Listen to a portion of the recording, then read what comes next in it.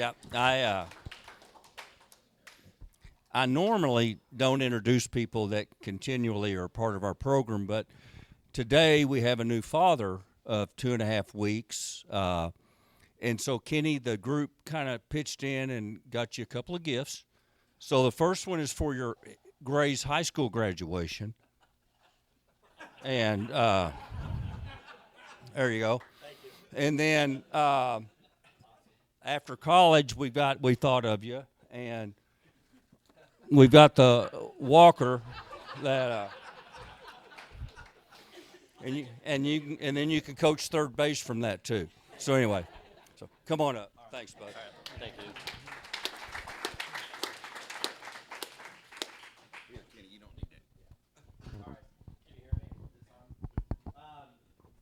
That's good stuff. And I know there's more of that that's coming. I'm sure I've already had these thoughts in my mind that I'm going to be taking Gray to school and somebody's going to tell me that my grandson is a darling little boy. So I've already come to grips, with all that. But obviously, thanks for having me back here. I say this, I think, each time. I think it's really cool that we still have organizations like this that still say the pledge and will pray. And I think that's something that we're missing out on across the country, across the world, and we need to get back there. So I'm proud to be here to speak to all of you. My dad, I was just telling Chris, my dad was a big Rotary guy. He was a Paul Harris fellow as well. So I always will, when I'm done here, I usually call him and say, hey, I just spoke at Rotary today, and it makes his day. So that's all good. So thanks for having me. We're in the midst of our year, off to a pretty good start again, and really excited about this group. It's kind of, in a way, for me, and this is my 9th year now. June 13th, we'll start year 10. I've kind of got a little bit of a renewed energy, if you would. I want to preface that by telling you I think I have the greatest collegiate softball coaching job in the country. And I mean that for a lot of reasons. I love it here. My family loves it here. This is where I'd love to end up. But as we all know with Coach Boynton here today, most of us get fired at some point. So we'll have to come to grips with all of that. I hope I can stay here, and I hope I'm smart enough or I'm good enough and smart enough to be able to stay as long as I can, and I want to, but also know when to get out. I think that's one of the greatest gifts that is not taught very well, is knowing when to actually get out. But I feel like I have the greatest job here at a great university that supports me, supports my family, supports most importantly, they support our kids. And I think we do a great job of representing our school, and not only in the softball part, but in actual school itself, in the community. We probably need to do more. We all need to do more outside of what we do in the classroom and on our field. I think we get caught up in a tunnel and during this time of year, and we just kind of see what's the next day holds, and we need to be thinking a little farther along. But I really, when I talk about a renewed energy, the last couple of years I've had a pretty old team, and kids that are a little bit harder to motivate as they've been here for 4 and 5 years. A lot of those were COVID kids that got the extra year to play. So I will tell you that back when COVID was first happening, and they were trying to decide on, do these kids need an extra year? Is that fair? I was on the bandwagon of saying, yes, it has to happen.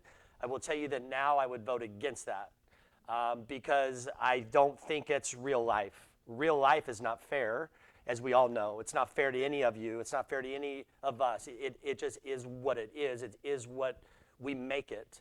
And I think that a lot of our problems in our society these days come from trying to make it fair. And really, that's not what our life is all about. It's what you make of what you have. And so regardless, we got that year, and we had those kids, and it became a little bit harder to motivate. Last year, we were so dang good and so experienced that it became almost like a burden to try to win.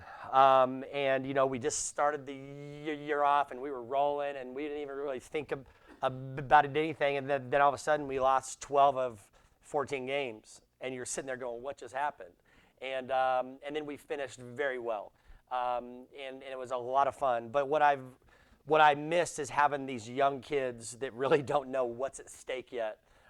It's really kind of an innocence, just coaching them and watching them run around our field and watching them run to their positions each day. They do it with a little bit of a different energy, and so it just reminds us how much fun coaching the youth is, and so we're having a blast.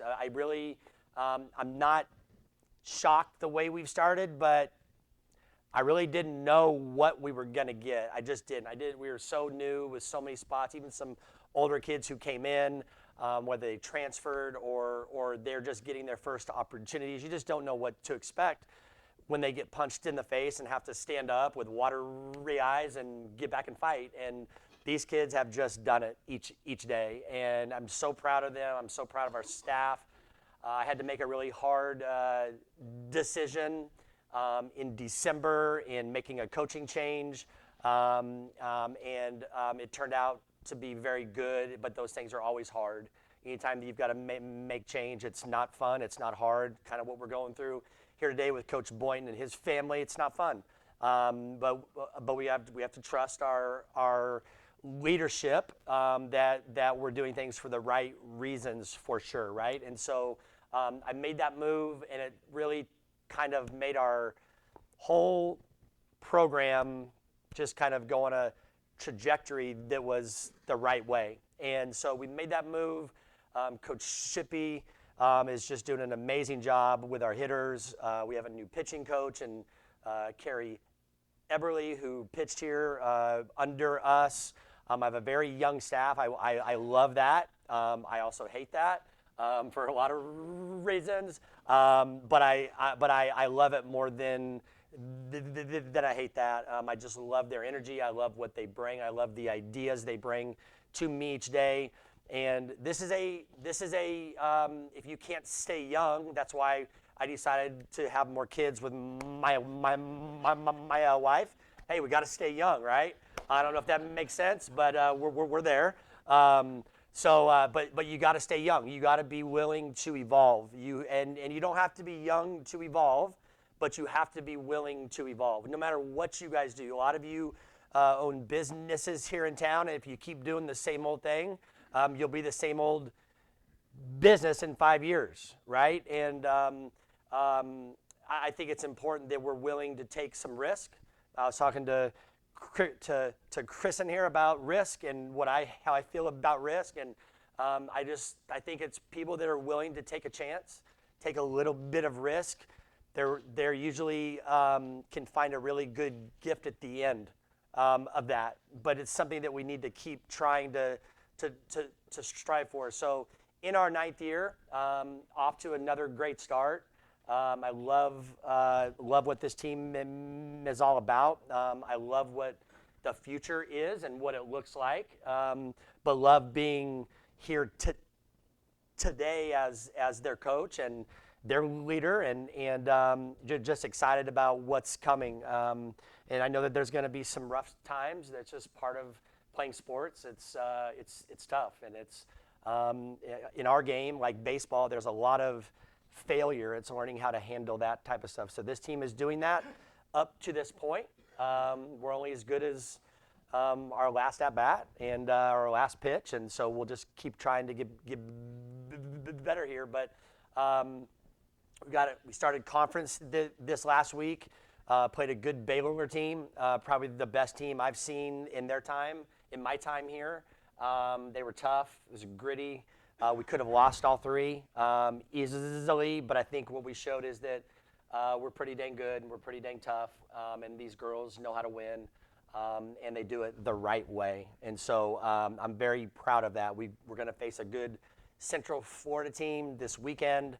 So it's going to be a great test here at home. I can't wait to be back at home. I feel like we haven't been at home at all. So it's always good to be back here. And we just added the bleacher in right field that added 500 seats. For those of you that drive by our park, our stadium that has the chair backs, the orange and the black seats, there's a total of 440 seats. So we just doubled our capacity there. Now we also have those decks and all that, and we have the standing room. But if any of you are at a point where you can't get seats, you have a better opportunity like right now, but you got to act quick because they will get sold if you would like to be a part of that. But we're grateful. I know there's a lot of questions about a stadium. There really are no answers. I wish I could tell you more, but there really is nothing.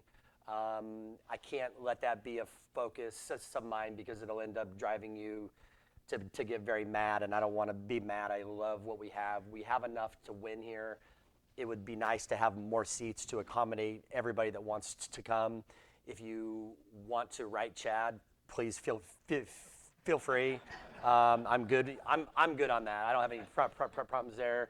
He knows the problems that we're facing, but the bottom line is, I don't want to sacrifice more seats for more opportunity for our kids. That's what I don't want to do. So if I had to pick a stadium or continuing to support us in the way we travel or recruit or supply our kids with the necessary tools, I would pick the other stuff over the stadium every time. And it is time. We've really outgrown even our office space and everything, but it's okay. We'll be okay. We just need to keep getting the support that we're getting now, and with the landscape of college sports changing immensely, I think I'm in one of the best spots that you could be at across the country for sure. And I say that very honestly. Oklahoma State's in a really good spot. And not everyone is. I bet there's probably under 40 schools across the country that are in this spot. We're in it. It doesn't always feel like that, but I'm just telling you, we're in the good group. We're in the group that is going to survive, and there will be a lot of schools and a lot of sports that will not survive the changes. So we will here. That's exciting. We have a president here that's going to make sure that happens, and so I feel great about that. So it's exciting times here, even as it's a tough day in our department with Coach B. We'll get past it, and we'll support him and his group, and like they've supported all of us in a crazy, great way. It didn't work out, but it didn't. He gave it his best shot, and supported all of us, which is huge. So we'll support that, and we'll keep moving this thing on and try to get better. And I'm just, like I said, I'm thankful to be here. I'd rather kind of answer questions than talk at you. I don't think that's as fun. So if anybody's got any questions, I'd love to answer those. Yes, ma'am. We hear so many stories about how NIL affects, all sports, but I don't hear anything about softball. Are you affected by that? It's hitting softball, but it's not crushing us yet like it is for football and basketball. Like it's real. Like I'm trying to build up our account because there will be a time where I need it. And we use it now. Like I'm able to figure out things to help our kids. I have a girl, my team that I was able to kind of help. She has her first car here. Never had a car, and it's really hindered her to be able to do things. And when I tell you, like when I was able to go to her and say, hey, these people want to talk to you about something, and when I watched that conversation, you want to cry, and it makes you just go, whoa. That's what NIL should be for. Unfortunately, it's not. It's pay for play, period, end of story. And that's a joke. And what's unfortunate is these young athletes, they're being instructed or they're given advice by people that really aren't thinking about long term. They're just thinking about today. And these kids are going to look back, I think, in time and go, man, I took $500 to do that. I mean, I'm worth way more than that. And they just see the $500. That's all they see, and it seems like a lot in the moment. And it's really crazy. And I just keep instructing our kids, hey, I want you to get everything that you can get, but just remember this: nothing is free. Nothing in life is free. There's a cost for everything. So just make sure it's worth the cost. And but to see our athlete get a car and to be able to move around town better than she ever has, the response I've gotten from her parents, she doesn't play every day. This is not a kid who's a starter. Okay, that's what this is about. This is about helping kids that need the help, or helping kids with scholarship, or helping kids with that. That is what it's all about. So I just think we're going down a bad path, as you guys probably agree. I would think most of you do. The trouble is, whether you agree or you don't agree, we still need to be involved. Okay, so I don't think it's going to last forever the way it is. These guys think that they want this stuff. Okay, well, it's going to turn into a salary caps. It's going to turn into unions. It's going to turn into their scholarships are going to be taxed 100%. They're going to be employees. So you're not supposed to drink from both ends of the fire hose, right? And right now they're getting both ends. It's not right. It's not right for any of us. So, but listen, I could be on a soapbox up here, but if you like softball or you like any of our Olympic sports, we need help in all those sports, not just for me. We need it for tennis, for track. We need it for all those sports that nobody really talks through.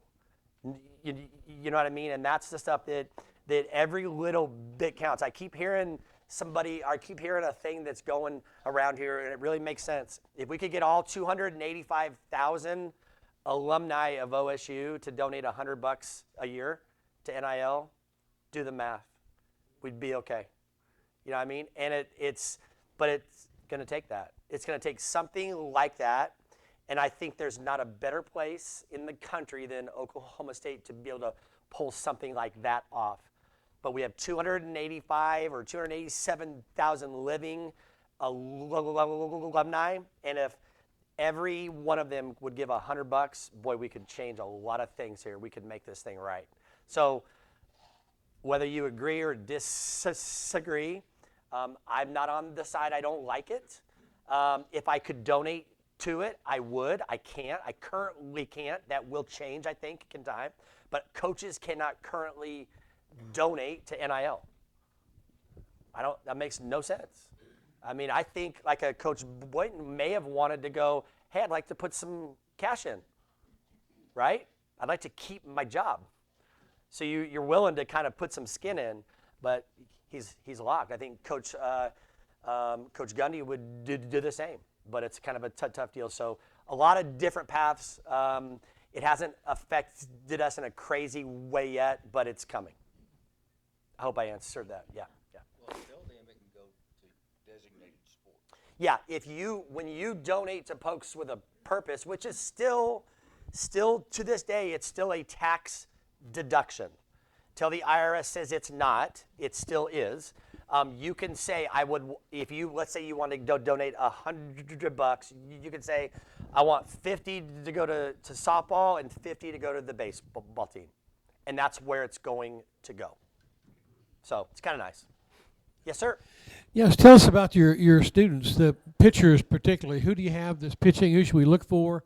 And how are your kids doing pitching? Yeah, our pitching staff has been great. Lexi Kilfoyle is leading that staff. She's a returning All-American here at OSU. We've pitched extremely well. Ivy Rosenberry would be the kid who's really turned the corner. Didn't pitch a lot for us this last year. Is pitching like an All-American right now. Very, very proud of her. She's really getting an opportunity. I think Carrie has really cultivated her insides to help her believe that she's really good. She really is. She has the best stuff on our team, but she hasn't believed that until this year. So it's been really fun to watch. Kyra Aycock is a sophomore, had a great first year, starting to find her form again. Her last 5 or 6 outings have been tremendous. Had a couple just rough ones. We've been trying to make some changes. She really needs to make some changes for her long-term health, and just to give her, the sophomore year is the hardest year. Everybody's seen you. You think you've got it all figured out, and then you get punched in the face with some teams because now they know what you're going to do and how you're going to pitch, and if you're not ready, it can really get you down. And this is a kid who is tough, strong, confident, but actually lost that for just a moment. And when you lose it, you don't just it's not a right to just grab it back. You got to earn it back. And so she's done that. She loves to do our work. So those are our top 3. Our freshman, Katie Coots, that I really like, is having a little tougher time.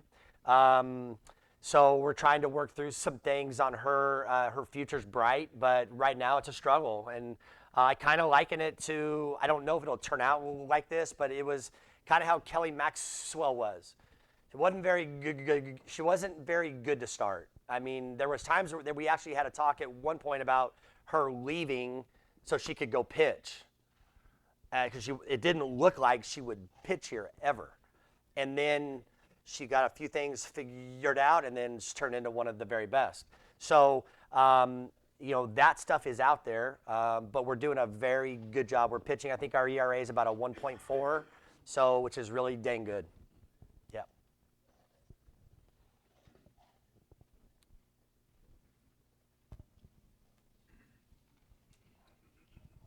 Coach, right now it looks like OSU, OU, and Texas are your top contending teams. Who else in the conference do you think are potential contenders? Well, I think those are probably with Baylor in there too. I would put them in that group. I think there's a group of 4 that may look like they're separated at this point. We're only in our second week, but I just based that on kind of who you've played. Like I'm not like a Texas Tech is 21-5, but their schedule reminds me of like a JV schedule. So like I wouldn't give them too much credit yet. Now, we will play them, and we'll see how that goes, but they haven't really been tested. So, and I get it. I mean, if I'm in those shoes, I could see why they think like that. But they're playing well. Kansas is much improved. UCF is in the top of that next group, without a doubt, and they may be even higher. I don't know. We'll see when they show up here. They played a good schedule. Their record is okay, but they're not going to be afraid of anything. I can tell you that. So it's, I think those are probably your top 4 or 5 teams. I think we'll probably get 5 or 6 teams in this conference which will be a first for the conference in a long time. And then next year we're going to lose those 2 teams, but we're going to gain Arizona State, and Utah. Utah was in the World Series just last year. Arizona was in it a couple years back, and we all know about their history. So our conference is going to not fall far at all. I think right now we have the best conference in the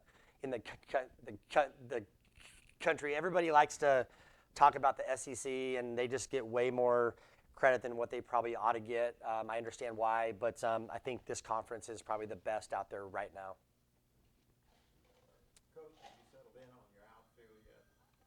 No, I don't know that we're going to. I've settled in on Claire Tim. She's going to play. And then, we've got a host of others, probably 4 to 5 kids that we're really rotating through. It's probably a little bit unfair to all 4 and 5 of those guys because none of them can really get consistent at bats to kind of show us what to do. But I think it's probably the way that we're going to go for a while here. We'll kind of see what conference play does. Kind of see how that changes that look. You know, we've got so many different options. This is by far, I say this each year, but I would say that it's true again. This is the deepest team that we've ever had. We truly have legitimate options off our bench. There's years where I think we're deeper, and then as the season goes, I'm like, it's just kind of the same thing where we're at, and that's okay. But we have some speed on our team. 2 freshmen, Tia Warsop, she's number 9, and Taylor Anderson, she's number 5. They're little tiny kids that can fly. I mean, they are the fastest kids we've ever had here, faster than Chelsea Alexander, who a lot of you got to watch. These guys are flat out fast. And so we've got them. Tia's playing more. Taylor's running more. She's a pinch runner more. She's fighting to try to make it in there. But we really have options. And, you know, Katie Lott is a kid that I thought would be getting some more time. She's had a rough time.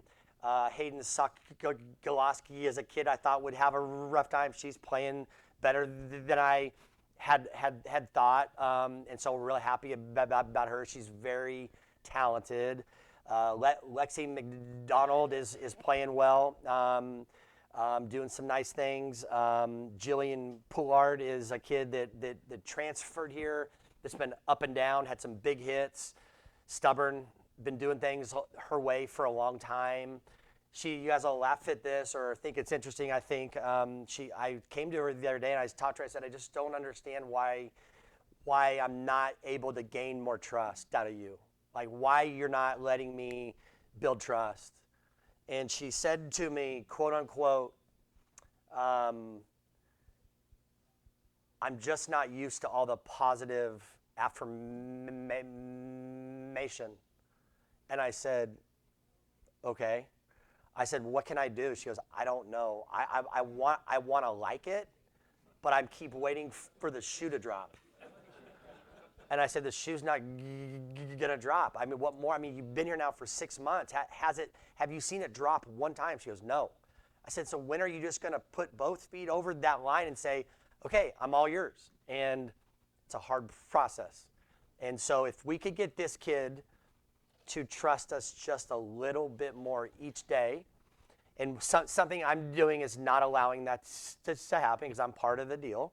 So I'm trying to scratch through my brain, which isn't very big, so it doesn't take long, to figure out what I've got to do. But this is as talented of a kid as I've ever been around in baseball or softball. It's freaky talented. It has power. It's got a little bit of speed. It's got a little bit of nasty. It's just got something there that you just, like, we want to just keep putting her out there. But you got to keep showing us that you can do it too. So she's hurt right now. She's got a pulled quad, be out for about 7 days. Maybe that'll help her kind of reset. Sometimes that kind of stuff can really help them. So that's kind of my last thought. Maybe that'll help her. So we'll kind of see. But we do really have a lot of options. The outfield is nowhere close. It's the only discussions we're really having inside of our office about, okay, who do you want to play today? So, and there's usually 2 spots that we're trying to figure out what's the best combo. So if we were like baseball announces who the starters are, okay, before the series is going to start. So on Thursday, they announce our Friday, Saturday, and Sunday guy. Well, in softball, we don't have to do it until 30 minutes before the game starts. I don't know why. It's stupid. It's a bad rule. We should change that. But if we knew the matchup, we'd be way better, because I know that Hayden doesn't like a rise ball kid. She likes a drop because of the way her swing works. So when she has to face a rise ball kid, it's ugly. Okay? So if I knew that, I'd only have her hit against those kids, but we don't know that. We've already turned them in and it's too late. So yes. Talk about the outfield. Your infield's really young. Yeah. Thank you very much. Infield's young. Is it seems like as the year goes on, there's a lot of pressure, a lot more pressure that gets turned up on the infield as the games get tighter and more important. What do you feel about that? Oh, you're dead on. We had some really pressure-packed plays that we didn't make at Baylor. A couple of them got ruled errors. A couple of them got ruled hits. It's kind of just the way it is. It's when you play better teams, there's less strikeouts. There's more getting the ball in play. And the games mean more this time of year because the conference play is really what kind of sets you apart, right? So we're seeing that. We saw that at Baylor with Rose at second base. We see it with Talon at times at third. Talon's been phenomenal, but she had some tough plays. Bloodworth has been unbelievable at shortstop. And to think about this, she's been playing softball. She's probably 21. She's been playing softball for 15 years. This is the first time she's ever played shortstop. And then we've got a freshman at first. So we've got all these kids back. We've got a freshman, junior, sophomore. I like that. It sounds good. So I'm willing to take some lumps. You know what I mean? I'm willing to, when I coach them, when I coach Rose, and tell her, hey, you're going to have some really bad plays. It's going to happen. The ball spins weird. It bounces weird. You're used to playing short. Now you have a different angle at second base. I know it doesn't seem like it's a big difference, but it really is. It's really hard to get used to. And so what I love about these young guys is when I coach them, they just look at me and yes, sir, or yeah, I should have done this or that, or I don't understand. And then you can have a great conversation about why we want to do all this stuff or why we practice like this. And it starts to really make sense. So we're going to have some bad moments for sure with this team. It's just part of it. It's just being young or new. And we have a very high standard in our infield. It's just where the game is won. The 85% of our game is played on the dirt itself. And so you have to be rock solid there. We're still like number 5 in the country in defense right now. I think we've made 11 or 12 errors. And I watched a game Monday night or Sunday night, Florida against Alabama, and Alabama had 6 errors in that game. And to think we've only made 11 or 12 in the whole year, I think tells you how well that we're playing. And the way I look at the defense too, we don't really have a strikeout pitcher on our team like Maxwell was. We strike out about 1 an inning, which is not a lot for that type of stuff. So like when that happens, if you have more chances to make errors and make plays. So I think we're doing well, and we're just going to have to just keep learning as we go along. And I'm very proud of them though for the way that they played, without a doubt. That it? That's it.